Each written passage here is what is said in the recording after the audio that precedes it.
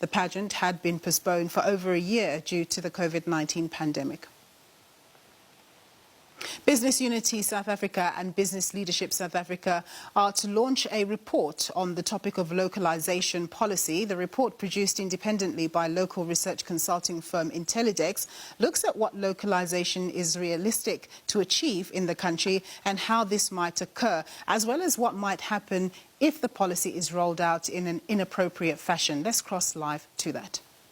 Wholesale and retail, say, where we have industrial plans going on, and where we have fast supply chains and fast turnaround supply chains is interesting to see there. And the bottom left-hand quadrant, where there were negative scores on both, including sort of ones that are pretty intensive like ICT on the services side, business services, but the main ones, the manufacturing ones, etc., coming out in that top left-hand quadrant in terms of the satisfaction score that we assign from the responses to businesses. Then looking at the constraints, we asked people on the constraints that were holding them back themselves, the left-hand graph, and their perceptions on what was holding back their supply chains onshore from localizing more. And really here, capacity, as I said, price coming out as the top two factors on the left-hand graph there, and then government regulations coming out pretty high up on the right-hand side. In the free text responses, people gave a lot of feedback on things like labour policies, policy certainty in individual sectors came out quite strongly as well, and that detail in the report. And then just looking at these sort of survey responses around how fast people think they can localise over time. We ask people at different sort of periods into the future. We can see again some of this positivity coming through if it's under the right conditions.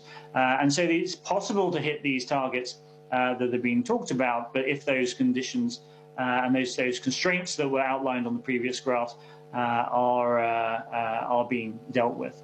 And then finally, we asked people in the survey what they thought about the impact on prices if you tried to push targets without the right conditions being in place. And we can see on average sectors thinking about a 20% increase in prices would result if they were forced to localize too fast without the right foundational conditions in place.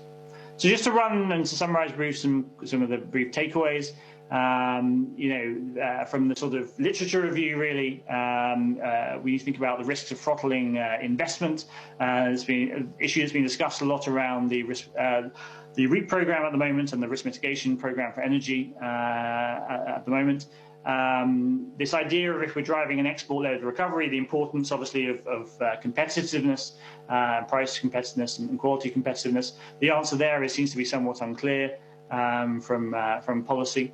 And the same on the sort of productivity-led recovery as well. We often have Operation Vulindlela doing some great jobs, but we need to really be thinking about, if those underlying constraints that businesses are highlighting are going to be solved for, and take a sort of hard-headed look at that. On the quantitative side, really what came out, I think, importantly, is that sectors are very, very different, and the challenge of having top-down targets as a result. And then from the surveys of business, I think really the willingness of business to think about this issue comes out very strongly. There were a lot of calls in the free text responses, for help almost. People want to localize where they can, but are struggling to do so. We think about the constraints that are holding back on that sort of trifecta of capacity, price, and quality. And I think the point is we can get there in the end, but it's going to take time. Thinking back to the start around productivity and exports, it's going to take time to get everything in place and the right sort of foundations of the economy that can drive localization. Just to run through some of the recommendations then the report makes. Overall, the recommendations really are focusing on transparency, on sharing of information about the state of the economy, what is holding back businesses, what the government can fix to provide the foundations for more sustainable localization. And of course, many of these things are not new. You'll have heard them all before, around energy security, etc., and policy certainty, etc. But this adding an additional lens on it around localization. Again, the need to focus on outputs here that are important. We want the maximum number of jobs and the maximum job growth overall for the economy, as opposed just to considering, say, jobs as an input into the economy. And some honest conversations, I think, are needed to be had. Say on the price impacts of going too fast are going to be important. And then I think there's a lot of mapping that can be done, a lot of discussions between sectors, organised business sectors, and BUSA and DTIC that lays out what capacity does exist, how that can be better marketed, and maybe to help government have a better understanding of what is actually available. Not possible in this report, which, as I say, is macro top down, but is something that I think can be done from a sort of bottom up. An individual sort of sectoral basis will be important. The skills required, the investment needed, the blockages, the timelines, the roles of SMEs, all these things are very important. And then it needs to be marketed, I think, is the key thing. There is a lot of discussion, of course, around Invest SA and the IIO, etc. But actually building this in. Wrapping this into the work of those sorts of bodies, I think, is going to be very important for allowing this to happen in a sustainable manner and allowing, the ultimate thing we all want, which is faster jobs growth at the end of it. So that's it from me. We're launching the report now. It's going to be emailed to you shortly up on the BUSA and BLSA websites. We'll take Q&A now. I think BUSA will be speaking first, and then we will. Happy to answer any questions later on around technical matters or Seasway on any sort of media requests. But that is it from me for now. Thanks.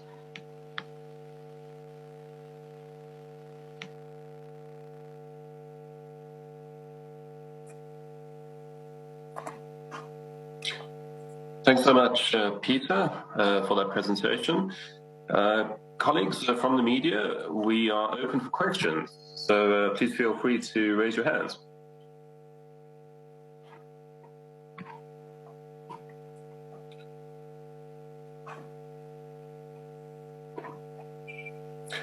I see no question. Okay, there we go. Peter Bruce, over to you.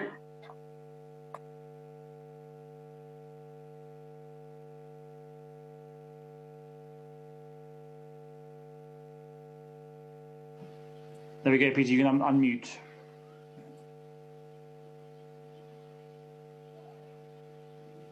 Okay, can you hear me? Yes. Yeah. Just a couple of questions. I mean, it's kind of difficult being in my position as a sort of skeptic of something that sounds also homely and nice. But I particularly wanted just to go back to Cass's introduction. And just to be clear that the business is actually supporting this localization drive by the Department of Trade and Industry and Competition. And I just wondered whether he, I mean, we all understand, the good bits about making your own stuff. But it also comes with some bad bits, for instance, and what the government seems to be doing with the way the DTIC seems to be approaching localization is to start by literally making it very expensive to import pretty basic things that create real problems for people who are dependent on them. For instance, high steel tariffs, particularly targeting hot rolled coil from hot rolled coil imports have created a huge shortage of steel downstream for anything from roof sheets to, whatever people do with flat products, and in the textile area as well. There's a rebate program, but it only applies. You can only apply for the rebate if you don't export what you import. So he's trying to stop. Basically, what it's trying to do is discourage the import of fabric to be made into shirts or jackets or coats or whatever. In other words, to have value added to it, and to then be exported. You don't get, you don't get the rebate, and you also have to belong to, the general sort of high level pay negotiations. It's caused enormous problems in in SACU, the customs union. I mean, I've seen some very rude letters from the Swazi government or Eswatini government about this. And I just wonder whether CAS, would want to sort of qualify their support for what seems to me to be a very, very ideological and certainly an anti-import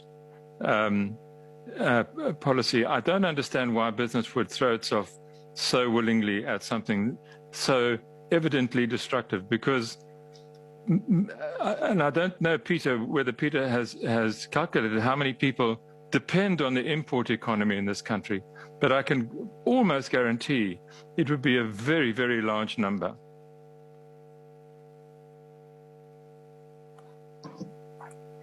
Thanks, Peter.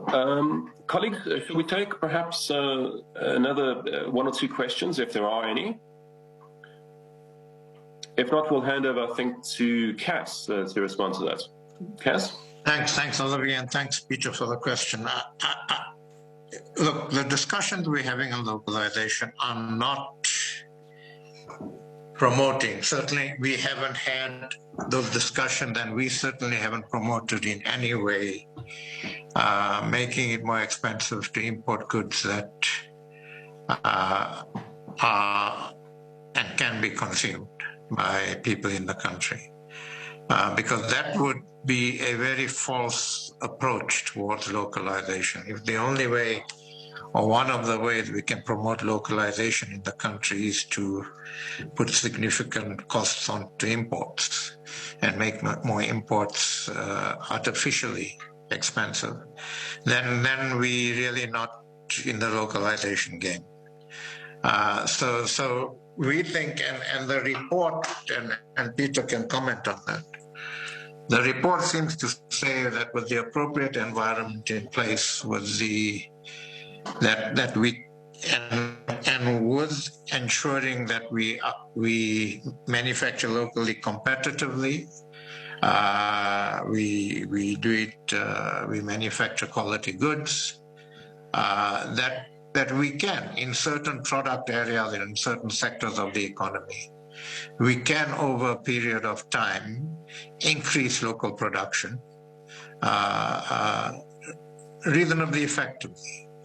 And you know, what I said earlier on, the PPE experience last year, I mean, in the initial stages, we imported all of our PPE.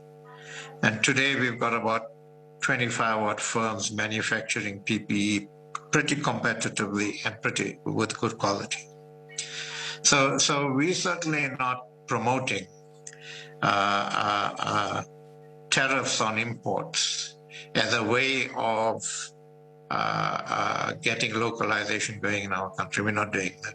What we are saying is that let's look at what our experience has been in different sectors or different products, whether we can bring that up to scale, and also let's look at whether we have the competitive edge or the capacity, or we can develop capacity in other product areas where we might have advantages in this country, the raw materials and others that we can actually use to manufacture locally instead of importing. So that's our view, and that's why we are saying that while we in these ongoing discussions with DTI, I think that a report like this begins to inform those discussions. We can certainly tap, and we would want DTI to engage on this report, including with Peter, with Intellidax. So yeah, I hope that answers your question, Peter. Thanks. I don't know if you want to come in, Peter. Yeah, so there was a very interesting, spirited sort of debate between respondents in the free tech sort of areas, actually, of the report, of the survey, about the sort of subsidy model, such as in the car industry, and the import tax sort of route as well. But the broad balance, I think, between or business as a whole was more negative. on both those factors and around sustainability. And I think this is the point. Can you achieve something as a one-off, say, in a different fiscal environment, say, by throwing money at it? Can you, for a temporary and a short period of time, get a different outcome through tax, import taxes? Say yes, maybe. But the point here is we want to build a sustainable, economy with sustainable localization overall. And I think that's the real point, that people want to buy onshore where they want to see, and the demand is to see capacity, and that's the ability to find quality and at the right price. And that certainly would be broken if we saw import taxes coming through. So yes, there's a great amount of skepticism from the survey responses on that front, and this is the point that came through in the literature review, is that the best model for whether looking at the United States examples over recent history, Vietnam a little further in the past, is competitiveness, which means you're producing quality at good price, and that's the route to sustainability. Thanks so much, Peter, for the response, and also Kath. Colleagues, we've got a couple of questions in the Q&A section, and I'd like to attempt to invite Claire and Terence to verbalize their questions, if possible. Claire, are you comfortable doing that, or shall we move on to the response immediately? I'm quite happy to do that. Can you hear me all right? We can, perfectly. Sure. My question is to Peter. I'm just asking him whether he is essentially saying that the government, if the government presses ahead with this target, this 20% over 5 years target, whether it's in danger of making a severe policy error. Judging from his research, it would appear that the government couldn't have done its own modelling or its own macro research or sectoral analysis before announcing the target. And you've coming based on what you've come up with, it would show that it's actually, the target is unrealistic for many sectors, and in fact almost impossible for many sectors given their historical growth, which kind of begs whether the DTI has put the cart before the horse, and it kind of undermines confidence in the entire endeavour. If you could comment, please. Cool, thank you, Claire. So the key graph there, which I think you're hinting at, is the one on the price elasticity, which comes from, if you were to, the question was basically, if you import substitute now 20%, what would you think would happen to your prices? I think this is the point of that sort of trifecta of things between capacity, quality, and price. If you don't have the capacity, some problems have to emerge elsewhere. So either you're going to produce more stuff lower quality onshore, particularly to begin with, or prices will shoot up, or likely a combination of the two. So I think this is the point again on sustainability. Can you strong arm the system into more localization? Yes, but there will be consequences of doing so around sustainability and the wider impacts. So yes, I mean, I think the key thing for an economy to be able to grow sustainably is obviously things like low not just consumer inflation, but producer inflation, low volatility of producer prices. And obviously steadily improving quality, etc., and that could well be broken if you try and move too fast. Now, the point in the recommendations of the report are trying to say how can you encourage this process along, and how can you make it sustainable, and hence a lot of the need for transparency, a lot of the sectoral mapping, etc., to really show where the investments are needed, where you need things like onshore OEM licensing.